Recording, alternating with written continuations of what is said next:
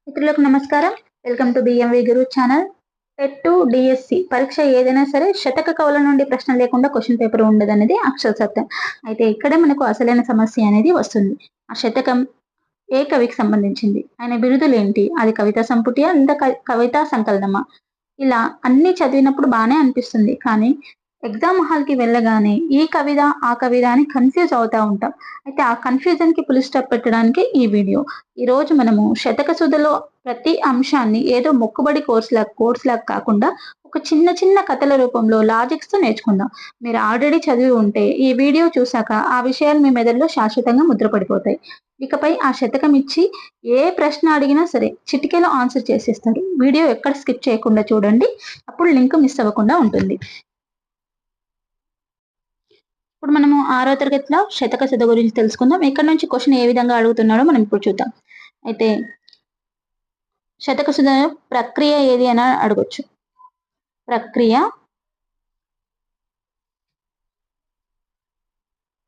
అడగొచ్చు, ఇతివృత్తం అడగొచ్చు, కవి ఇచ్చి శతకం అడగొచ్చు, శతకం ఇచ్చి కవి అడగొచ్చు. అయితే కవి యొక్క శతాబ్దం, బిరుదు,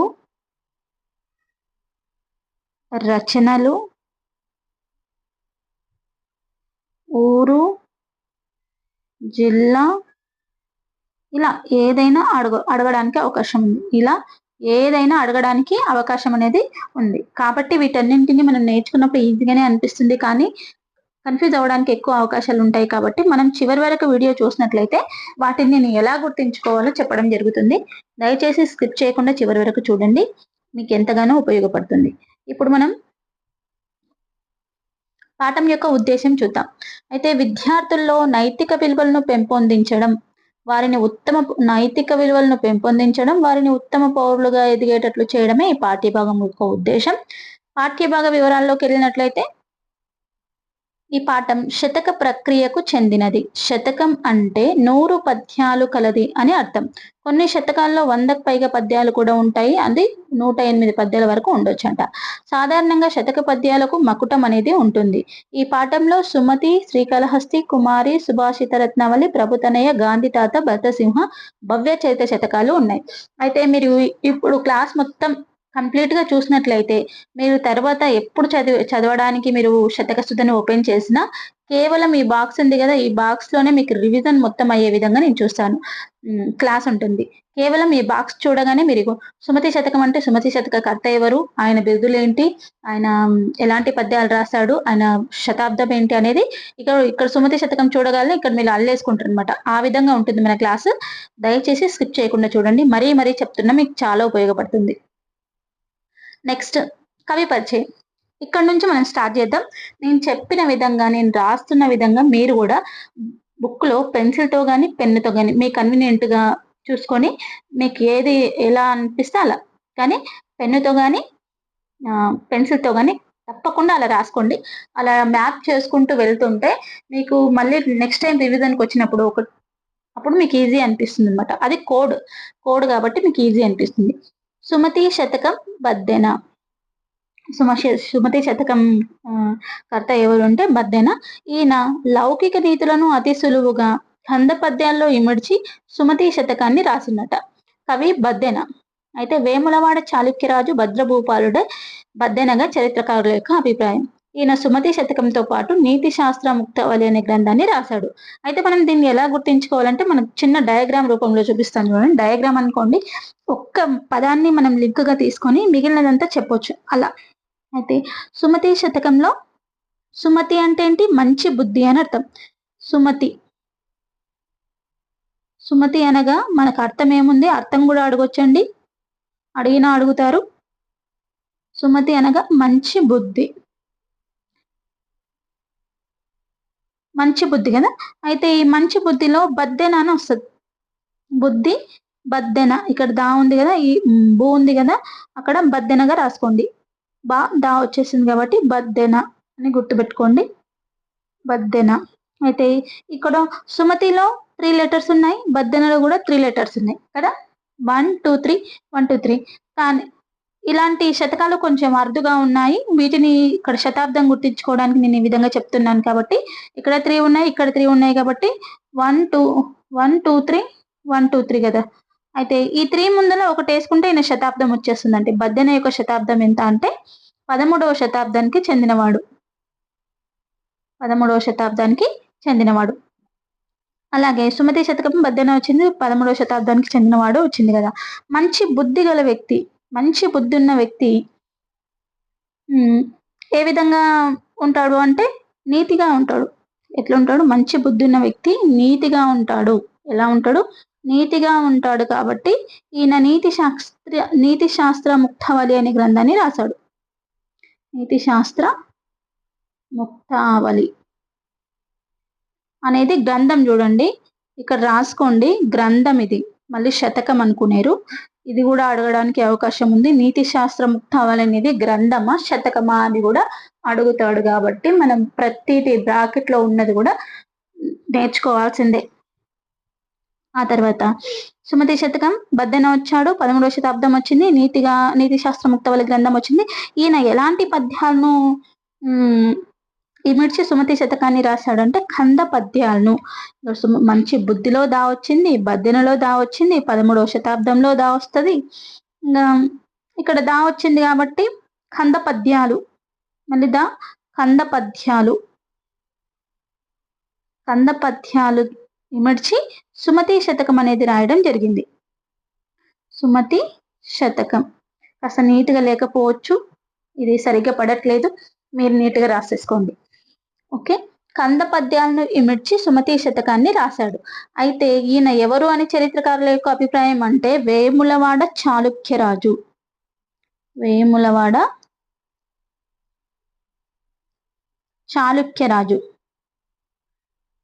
చాళుక్యరాజే భద్రభూపాలుడు అని చరిత్రకారుల అభిప్రాయం కదా. ఇప్పుడు ఇక్కడ చాళుక్యరాజు అని కూడా గుర్తించుకోవడానికి ఎలా అంటే నీతిగా ఉండే వ్యక్తి, మంచి బుద్ధి కలిగిన వ్యక్తి, చలాకీగా ఉంటాడు. ఎట్లా ఉంటాడు?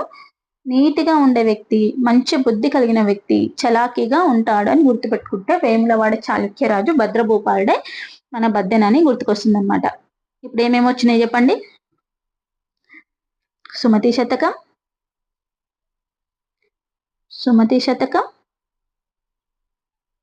సుమతి శతకం రాసింది బద్దెన. ఈయనది 13వ శతాబ్దం. ఈయన కంద పద్యాలను సుమతి శతకంలో ఇముడ్చి రాశాడు. ఈయన నీతి శాస్త్ర ముక్తావళి అనేటువంటి గ్రంథాన్ని కూడా రాశాడు. నీతి శాస్త్ర ముక్తావళి, నీతిగా ఉంటాడు కాబట్టి ముక్తావళి గ్రంథం. ఇది గ్రంథం కంపల్సరీగా అడగడానికి అవకాశం ఉంది కాబట్టి గుర్తుపెట్టుకోండి. అయితే ఈయనను వేములవాడ చాళుక్యరాజు అని కూడా అనడం జరుగుతుంది, చరిత్రకారుల యొక్క అభిప్రాయం అనమాట. మొత్తం వచ్చేసినాయి కదా. ఈ విధంగా మీరు డయాగ్రామ్ వేసుకొని చదువుకున్నట్లయితే ఈజీగా గుర్తుంటుంది. తప్పకుండా ఇలాంటి చేయడానికి ప్రయత్నం చేయండి. నెక్స్ట్ శ్రీకాళహస్తీశ్వర శతకం గురించి తెలుసుకుందాం. శ్రీకాళహస్తీశ్వర శతకం కవి, వాటిని ఎలా గుర్తించుకోవాలో చూద్దాం. మహాకవి దూర్జటి 16వ శతాబ్దానికి చెందినవాడు. ఈయన శ్రీకృష్ణ దేవరాయల ఆస్థానంలో ఉండే అష్టదిగ్గజ కవులలో ఒకడు. శ్రీకాళహస్తీశ్వర శతకంతో పాటు శ్రీకాళహస్తీశ్వర మహత్వం అనేటువంటి ప్రబంధాన్ని రాశాడు. అతులిత మాధురి మహిమ కలిగినటువంటి వాడని శ్రీకృష్ణ దేవరాయలు ఈయనను ప్రస్తుతించారు. దీన్ని ఎలా గుర్తించుకోవాలో మనం ఇప్పుడు చూద్దాం. శ్రీకాళహస్తీశ్వర అంటే ఇక్కడ ఈశ్వర అని వస్తుంది కదా. ఇక్కడ శ్రీకాళహస్తిలో ఈశ్వరుడు ఉంటాడు. ఈశ్వరుడు లింగం కదా. ఈశ్వరుడు అంటేనే లింగ రూపంలో కొలుస్తాం కాబట్టి ఈ లింగం అనేది వాయు రూపంలో ఉంటుంది. శ్రీకాళహస్తిలో ఉన్నటువంటి లింగము వాయు రూపంలో ఉంటుంది. పంచలింగాలు ఉన్నాయి కదా, ఆ పంచలింగాల్లో ఒకటి వాయు రూపమైనటువంటి లింగము శ్రీకాళహస్తిలో ఉంటుంది. అయితే ఈ లింగము ఇక్కడ ఈశ్వరుడు ఉన్నాడు అని మీకు తెలిసినట్లయితే ఈ కవి ఈజీగా వచ్చేస్తాడు. శ్రీకాళహస్తీశ్వర శతకంలో ఇక్కడ దూర్జటిని ఎలా వచ్చేస్తాడంటే, ఇక్కడ వాయు రూపంలో ఉన్న లింగం ఉంది కదా, ఈ వాయు రూపంలో ఉన్నటువంటి లింగాన్ని చూడడానికని దూర్జటి గారు దూరిపోయి ఈ లింగాన్ని దర్శించుకొని ధూపం వేశాడు అని గుర్తుపెట్టుకోండి. ఏం వేశాడు? ధూపం వేశాడు. దూర్జటి వాయువులకించి దూరిపోయి లింగం, అంటే మనకి అక్కడ లింగం కనిపించదట అండి, అది నిజంగానే కనిపించదు. అలా గుర్తించుకోవడం కదా, అక్కడ నిజంగానే కనిపించదు లింగం, వాయు రూపంలో ఉంటుంది కాబట్టి శ్రీకాళహస్తిలో ఉన్నటువంటి లింగం మనకు కనిపించదు. అయితే దూర్జటి ఆ వాయువులకించి దూరిపోయి లింగాన్ని కనుక్కొని ఆ లింగానికి ధూపం వేశాడు అని గుర్తుపెట్టుకున్నట్లయితే దూర్జటి గారు వచ్చేస్తారు. ఆ తర్వాత ఈయన ఎన్నో శతాబ్దానికి చెందినవాడు అంటే 16వ శతాబ్దానికి చెందినవాడు. శ్రీకృష్ణ దేవరాయలకు ఆస్థానంలో ఉన్నటువంటి అష్టదిగ్గజ కవుల్లో ఒకడు కదా. అయితే అష్టదిగ్గజ కవులు అంటే ఎంతమంది? 8 మంది. 8 మందా? 8లకించి 6 తీసేసినాం, 2 తీసేసినాం, అప్పుడు 6 వచ్చేస్తుంది కదా. జాగ్రత్తగా వేసుకోండి. 8లకించి 2 తీసేసిరు. ఆ తీసేసిన వాళ్ళలో ఒకరు దూర్జటి అయితే ఇంకొక వ్యక్తిని ఎవరినో తీసేసిరని గుర్తుపెట్టుకున్నట్లయితే 8లకించి 2 పోయిండ్రు. అప్పుడు 6 మిగిలినారు. 6 ముందర ఒకటి వేసుకుంటే 16వ శతాబ్దం అని చెప్పేసి వస్తుంది అని గుర్తుపెట్టుకోండి. ఓకే, ఈయన 16వ శతాబ్దానికి చెందినవాడు. ఈయన శ్రీకృష్ణ దేవరాయల కాలంలో అష్టదిగ్గజ కవుల్లో ఒకడు కదా. అయితే శ్రీకాళహస్తీశ్వర శతకంతో పాటు శ్రీకాళ మహత్వం అనే ప్రబంధాన్ని రాశాడు. శ్రీకాళహస్తి మహత్వము, శ్రీకాళహస్తి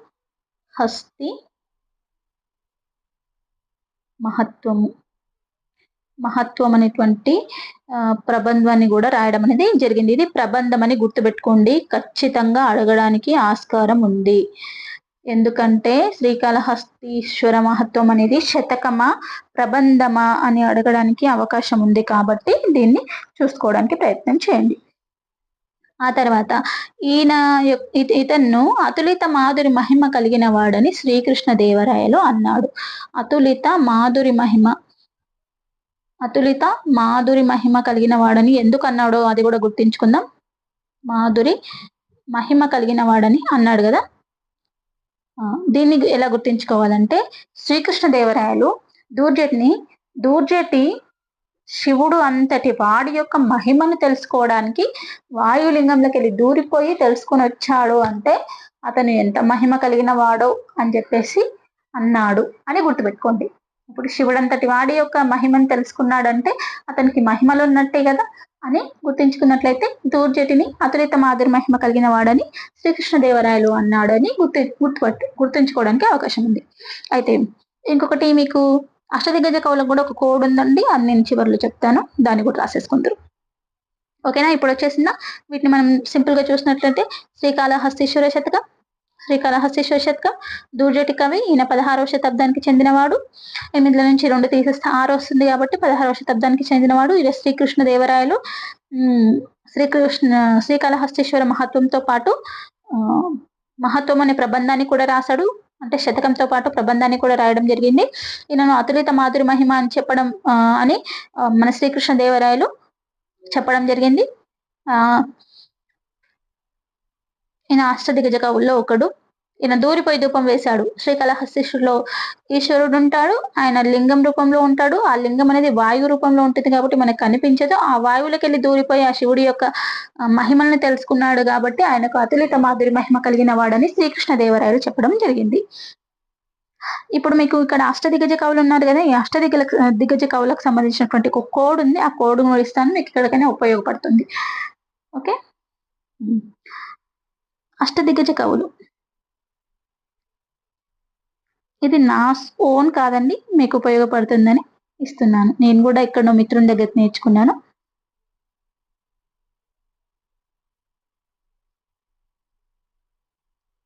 మనకన్నీ తెలవాలని లేదు కదండి, కాబట్టి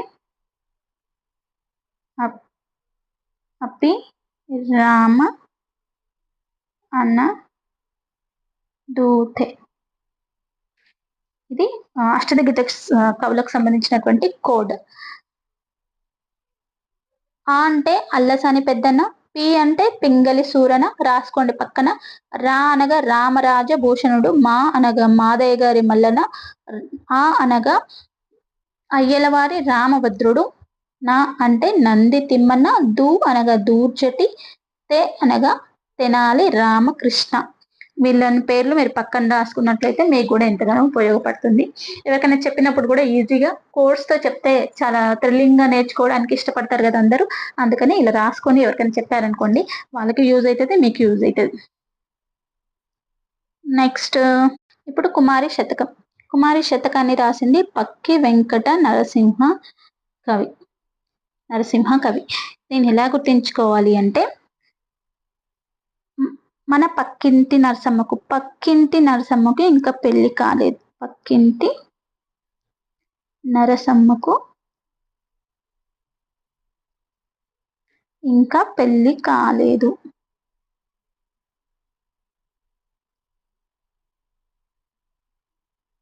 పెళ్లి కాలేదు ఇలా రాసుకోండి పైన. పక్కింటి నరసమ్మకు ఇంకా పెళ్లి కాలేదు. ఎందుకు కాలేదు అంటే 17 ఏండ్లే ఉంది, 18 ఏండ్లు నిండలేదు. 17 సంవత్సరాలు ఉంది కాబట్టి ఆమెకి ఇంకా పెళ్లి కాలేదు. ఆమె చిన్నపిల్ల కాబట్టి చిన్న చిన్న పదాలు మాట్లాడుతుంది. ఇప్పుడు మీకు ఇవన్నీ వచ్చేస్తాయి చూడండి. పక్కి వెంకట నరసింహ కవి రాసిన కుమారి శతకం తెలుగు శతకంలో ప్రసిద్ధమైనది. చిన్న చిన్న పదాలతో ఆధునిక సమాజానికి అవసరమైన నీతులను వెంకట నరసింహ కవి సులభ రీతిలో చెప్పాడు కదా. అయితే ఈ శతకం గుర్తుంచుకోవడానికి పక్కింటి నరసింహకు పెళ్లి కాలేదని గుర్తుంచుకున్నట్లయితే ఆయన శతాబ్దం వస్తుంది, ఆయన ఎన్నో శతాబ్దానికి చెందిన వాడు వస్తుంది, ఆ శతకం రాసింది ఎవరని కూడా తెలుస్తుంది అనమాట. పక్కింటి నరసమ్మ అంటే పక్కి వెంకట నరసింహ కవి కుమారి శతకం. ఈమె కుమారిగానే ఉంది కాబట్టి కుమారి శతకం. 17 సంవత్సరాలు ఉన్నాయి కాబట్టి 17వ శతాబ్దానికి చెందినవాడు. ఈమె చిన్నపిల్ల కాబట్టి చిన్న చిన్న పదాలనే మాట్లాడుతుంది. కాబట్టి చిన్న చిన్న పదాలతో ఆధునిక సమాజానికి అవసరమైన నీతులను వెంకట కవి సులభ రీతిలో చెప్పాడు. క్వశ్చన్ అడగడానికి ఎలా అడుగుతున్నారు క్వశ్చన్ అంటే ఇంతకుముందు టెట్లో ఒకసారి అడిగాడండి. ఏమని అడిగా అంటే పక్కి వెంకట నరసింహ కవి యొక్క శతకం ఏంటి అని అడిగాడు. అందులో కుమార శతకం ఇచ్చాడు, కుమార శతకం ఇచ్చాడు, ఇంకా 2 వేరే శతకాలు భర్తసింహ శతకం గాని భవ్య చరిత్ర శతకం గాని ఇవ్వడం అనేది జరిగింది. అట్లా ఇచ్చినప్పుడు చాలా మంది పక్కి వెంకట నరసింహ కవి అంటే కుమారి కాదు కుమార ఉండొచ్చు అని చెప్పేసి కుమార శతకం అని పెట్టేసి వచ్చారు. అయితే ఎందుకంటే కుమార శతకం కూడా ఉంది. కుమార శతకం రాసింది ఎవరంటే కుమార శతకాన్ని రాసింది ఎవరంటే పక్కి అప్పల నరసయ్య. పక్కి అప్పల నరసయ్య రాశాడు. ఇది కూడా రాసుకోండి, మీకు కన్ఫ్యూజ్ లేకుండా ఉంటుంది కాబట్టి కింద రాసేసుకోండి. పక్కి అప్పల నరసయ్య కుమార శతకాన్ని రాశాడు.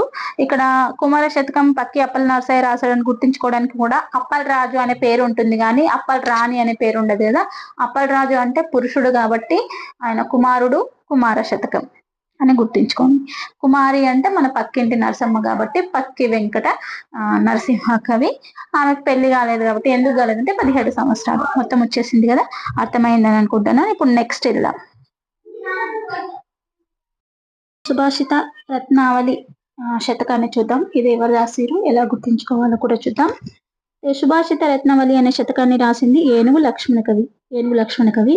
సంస్కృతంలో భర్తృహరి రాసినటువంటి సుభాషిత త్రిషదిని తెలుగులోకి అనువదించిన కవులలో ఒకడు ఏనుగు లక్ష్మణ కవి. అయితే ఈయన పెద్దాపురం సంస్థానం పెద్దాడ గ్రామ నివాసి. సుభాషిత రత్నావళితో పాటు రామేశ్వర మహత్వము, విశ్వమిత్ర చరిత్రము, గంగా మహత్వము మొదలైనటువంటి రచనలను చేశాడు. ప్రజల నాలుకలపై నాట్యమాడే సులభమైన రమ్యమైన శైలిలో ఇతని యొక్క పద్యాలు ఉంటాయంట. అయితే వీటన్నింటిని మనం కోడ్తో ఎలా గుర్తించుకోవాలి? ఇలా చదివినప్పుడు మనకు కష్టంగానే అనిపిస్తుంది. ఒకటి అంటే ఏదో గుర్తించుకుంటాం, కానీ 4 ఉన్నప్పుడు కన్ఫ్యూజ్ అవ్వడానికి ఎక్కువ అవకాశం ఉంటుంది. కాబట్టి మీకు కోడ్ ఉంటుంది. ఆ కోడ్ ఏ విధంగా ఉంటుందో ఆ కోడ్లో ఇవన్నీ ఎలా వస్తాయో చూస్తాం. ఇప్పుడు చూడండి, సుభాషిత రత్నావళి ఏనుగు లక్ష్మణ కవి కదా. ఏనుగు ఎలా ఉంటుంది? పెద్దగా ఉంటుంది. ఏనుగు పెద్దగా ఉంటుంది కాబట్టి ఈయనది పెద్దాపురం సంస్థానము. పెద్దగా ఉంటుంది కాబట్టి పెద్దగా ఊరు కూడా ఉండాలి, సంస్థానం కూడా ఉండాలని గుర్తుంచుకుంటే పెద్దాపురం సంస్థానం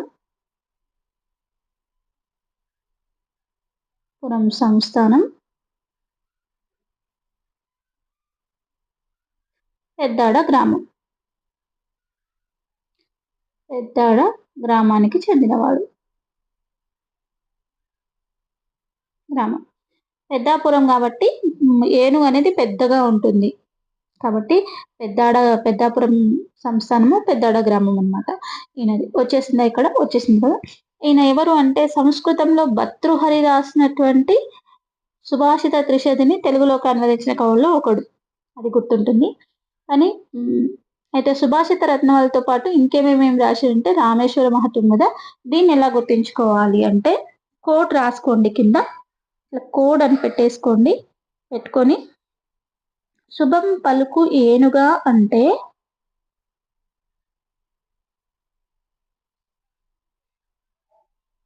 పలుకు ఏనుగా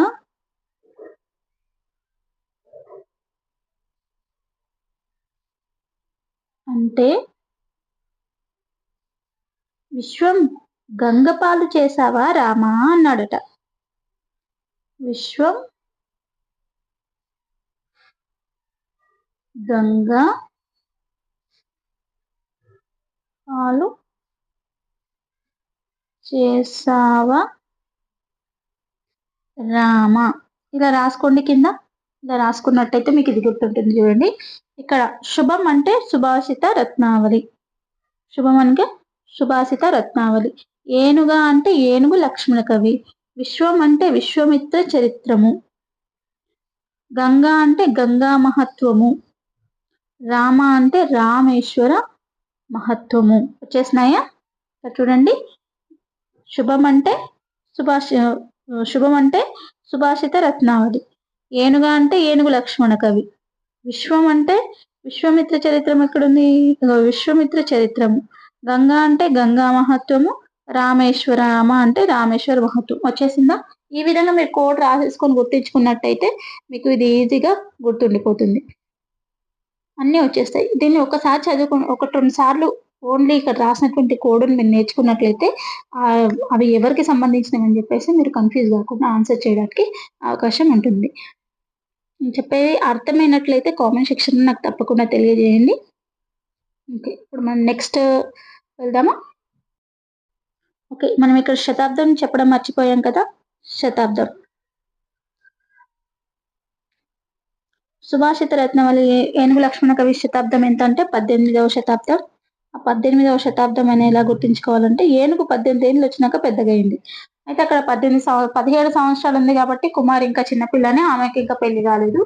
ఏనుగు పెద్దగా అయింది అంటే 18 ఏళ్ళు నిండాయి కాబట్టి ఆమె పెద్దగా అయిందని గుర్తుపెట్టుకుంటే 18వ సంవత్సరాలకి పెద్దగా అయింది. అట్లా గుర్తుంచుకుంటే ఆయన శతాబ్దం గుర్తొస్తుంది. నెక్స్ట్ ప్రభుతనయ శతకం. ప్రభుతనయ శతకాన్ని రాసింది కౌకుంట్ల నారాయణరావు. కౌకుంట్ల నారాయణరావు అనమాట. దీన్ని గుర్తుంచుకోవడానికి సింపుల్ గా ఉంటుందంటే ప్రభువు యొక్క తనయుడు ఎవరంటే నారాయణుడు.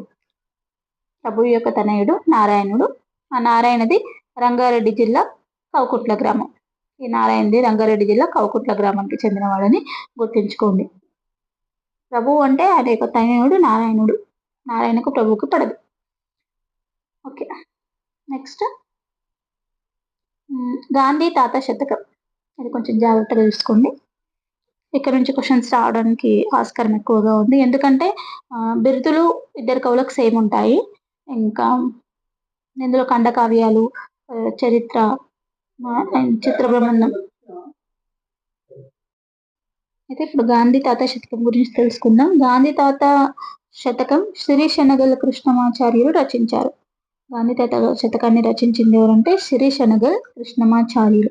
ఈయన పేరు ఎలా గుర్తుంచుకోవాలంటే గాంధీ తాత గారు శనగలు తింటున్నాడు అని గుర్తుపెట్టుకోండి. ఇలా అంటే శనగలు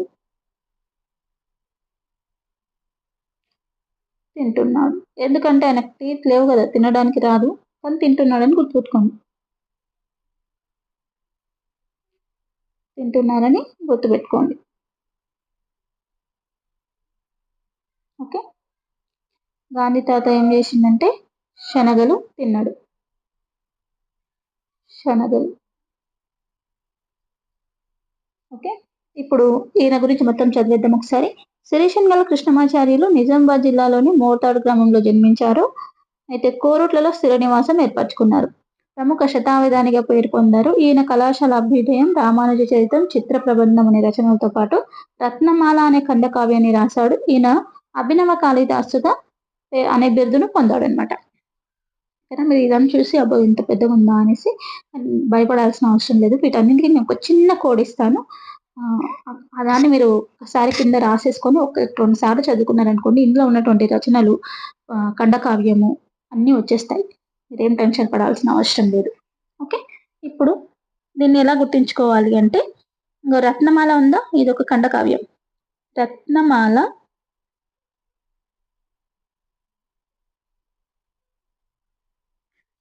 కళాశాలలో ఎక్కడ? కళాశాలలో రామానుజ చరితం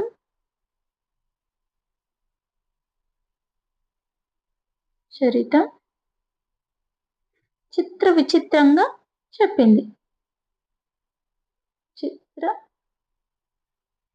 చిత్ర విచిత్రంగానే చెప్పొచ్చు, చిత్రంగా చెప్పింది. కాబట్టి ఆమెను అందరూ ఖండించారు. చిత్రంగా అయినా రాసుకోండి, చిత్ర విచిత్రంగా అయినా రాసుకోండి. చిత్రంగా చెప్పింది. కాబట్టి ఆమెను అందరూ ఖండించారు.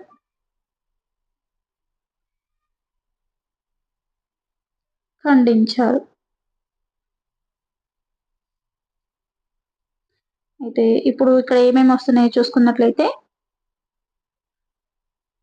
చూడండి, రత్నమాల అనేది ఒక ఖండకావ్యం కదా!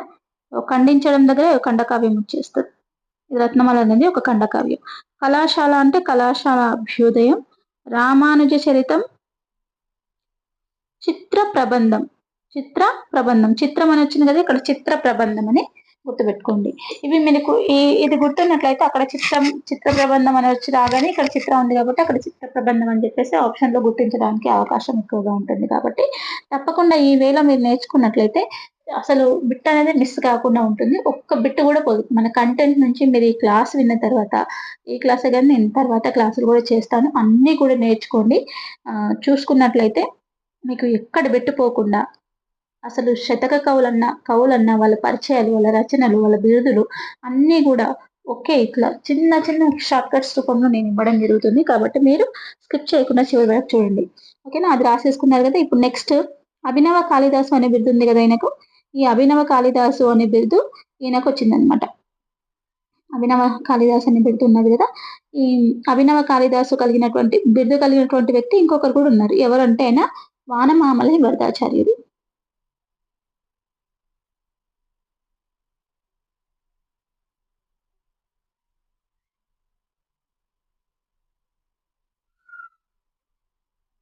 ఈ బిరుదులకు సంబంధించినవి కూడా నేను అంటే థర్డ్ నుంచి 8th వరకు ఉన్నటువంటి కవులున్నారు కదా, వాళ్ళందరికీ సంబంధించినటువంటి బిరుదులన్నీ ఒక దగ్గర నోట్ చేసి వాటిని కూడా వీడియో చేయడం జరిగింది. వాటిని ఏ విధంగా గుర్తించుకోవాలి, ఎవరెవరికి ఎన్నెన్ని బిరుదులు ఉన్నాయి, ఆ బిరుదులను ఏ విధంగా గుర్తించుకోవాలి అని చెప్పేసి కూడా ఒక చిన్న చిన్న కథలాగా ఒక కోర్స్తో చెప్పడం జరిగింది. ఇప్పుడు మీకు ఎలా చెప్తున్నానో అవి కూడా అలాగే ఉన్నాయి. ఒక్కసారి మీరు అది కూడా ఒకసారి విజిట్ చేయండి.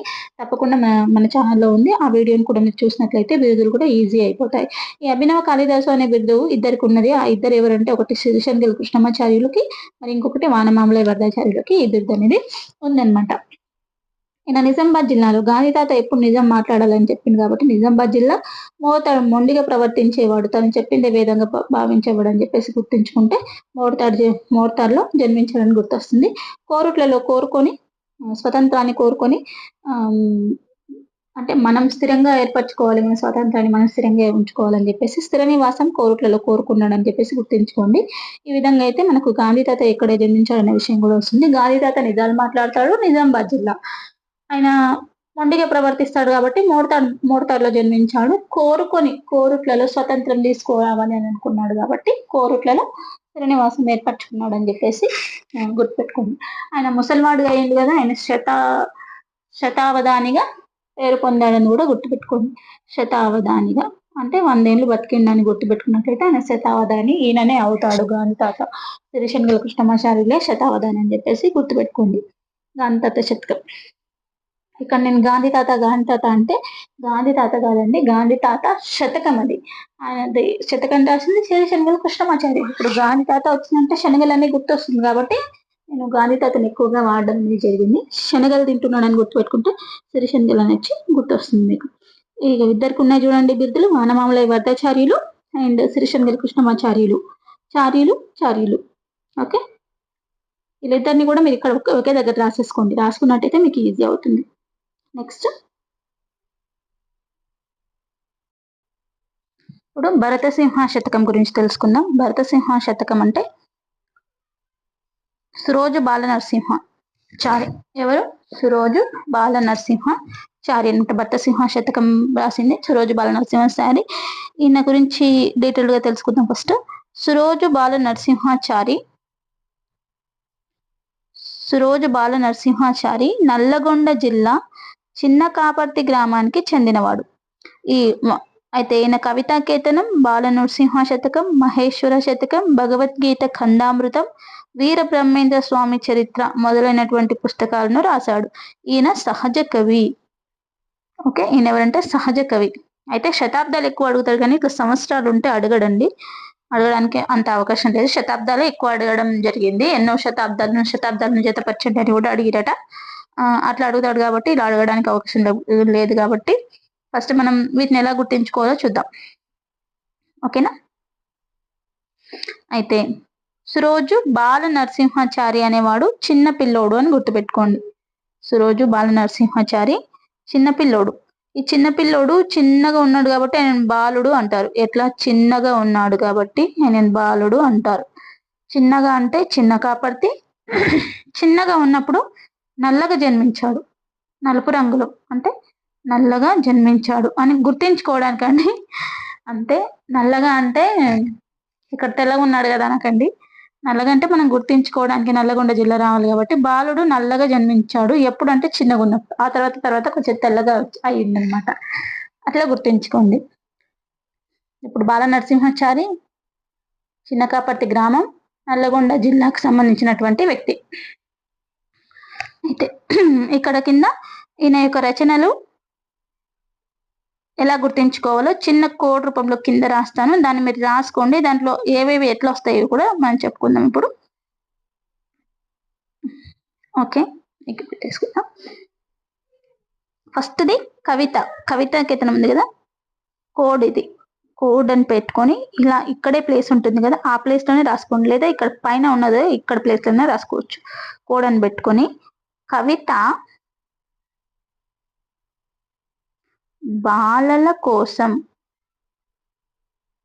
కవితకు బాలలు లేరు, బాలల కోసం మహేశ్వరుణ్ణి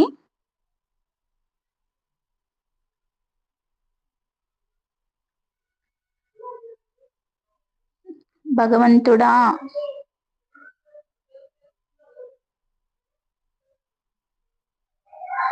నాకు కొంచెం అమృతం ఇచ్చి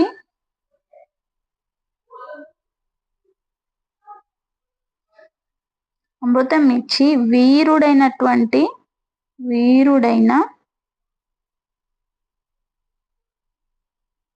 బ్రహ్మేంద్ర స్వామిని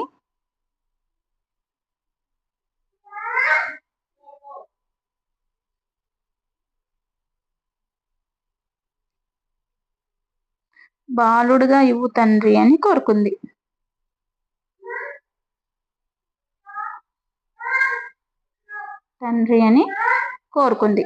అయితే ఇందులో మీకు ఇక్కడ రచనలు ఎట్లా వస్తున్నాయి చూడండి. ఫస్ట్ గుర్తించున్నట్లయితే ఇంకో కవిత అని ఉంది కదా, ఈ కవిత అంటే కవితా కేతనం. కలర్ చేంజెస్ చూపిస్తాను చూడండి.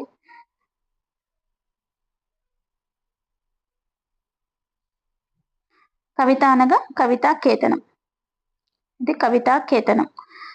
బాలల కోసం అంటే బాల నరసింహ శతకం. వచ్చింది. ఆ తర్వాత మహేశ్వరుని కోరుకుంది కదా, మహేశ్వర శతకం.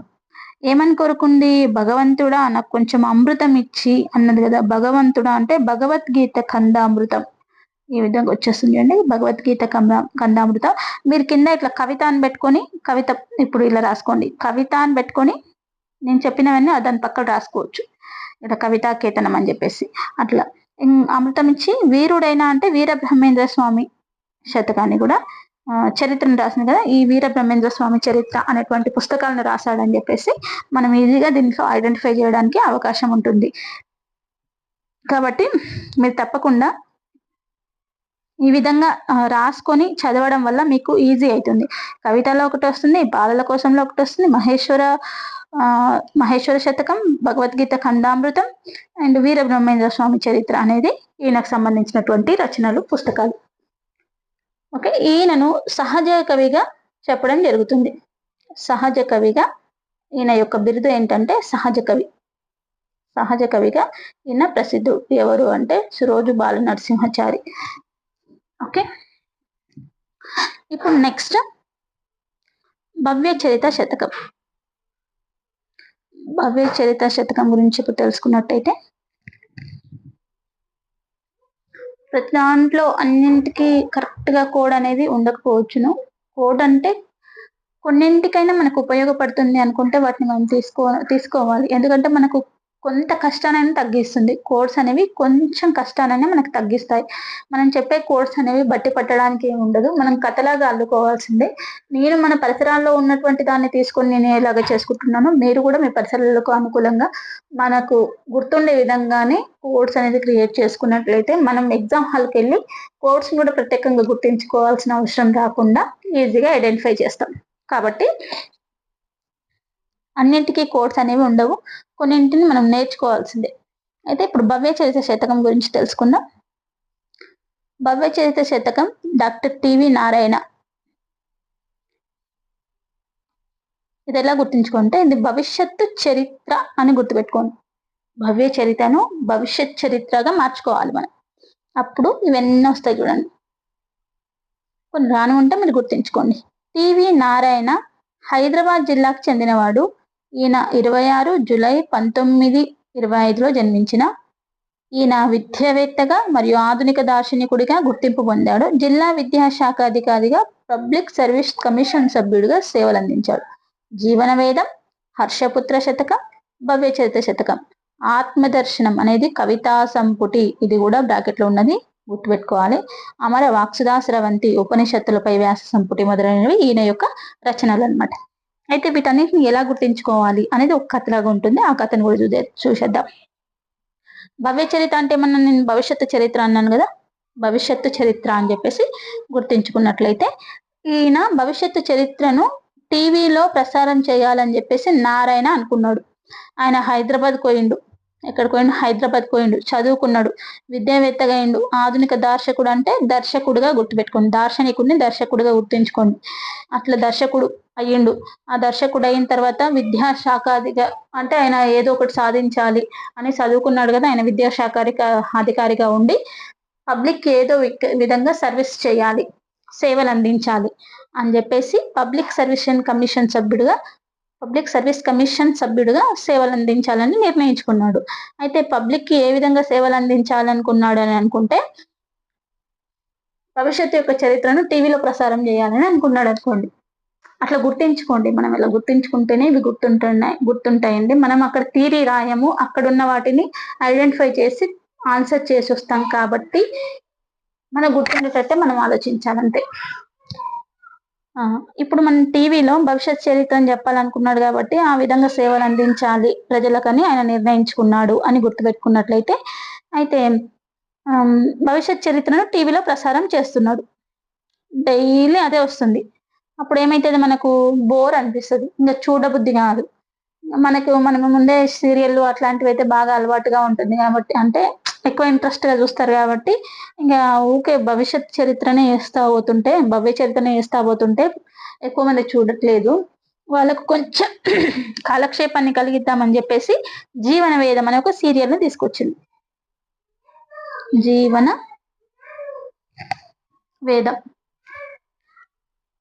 వేదం అనేసి ఒక సీరియల్ ని తీసుకొచ్చిండు.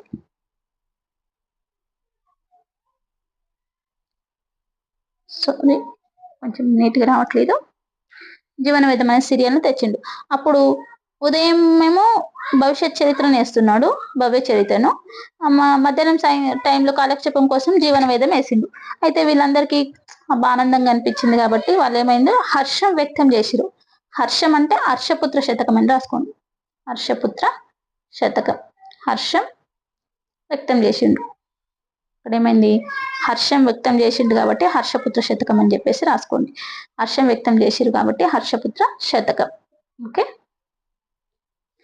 ఆ తర్వాత ఏమైంది, భవిష్యత్ చరిత్ర చెప్పిండు, జీవన విధమైన ఒక సీరియల్ వేసిండు, దానివల్ల హర్షించిండు కాబట్టి హర్షపుత్ర శతకం వచ్చేసింది. ఆ తర్వాత అలా చూసుకుంటూ సీరియల్ను భవిష్యత్తు యొక్క చరిత్రను తెలుసుకుంటూ పోతున్నప్పుడు వాళ్ళు ఇంకా భవిష్యత్తులో ఏదో జరుగుతుంది అంటే మన ఆత్మను దర్శించుకున్నామని చెప్పేసి అట్లా గుర్తించుకోండి. దానికి లింక్ ఎట్లా పెట్టిరని అనకండి, అలా గుర్తించుకోండి. ఇక ముందు జరగబోయేదంతా తెలుసుకున్నారు కాబట్టి మన ఆత్మను దర్శించుకున్నారని గుర్తించుకోండి. ఆత్మ దర్శనం.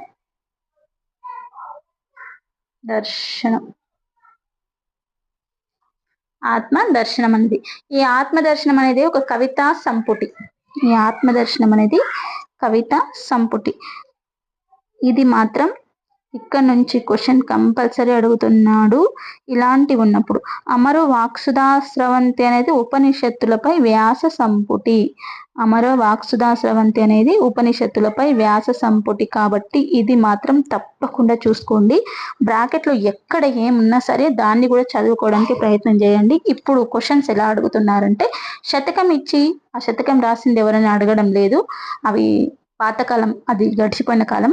ఇప్పుడు ఎలా అడుగుతున్నా అంటే ఆ ఒక శతకం కానీ ఇచ్చేసి అది దేనికి సంబంధించింది, కవితా సంపుటియా, కథల సంకలనమా, బుర్రకథల సంపుటియా, ఇట్లా అడగడం జరుగుతుంది. కాబట్టి మీరు ఈ దాని మీద ఫోకస్ చేయడానికి ప్రయత్నం చేయండి.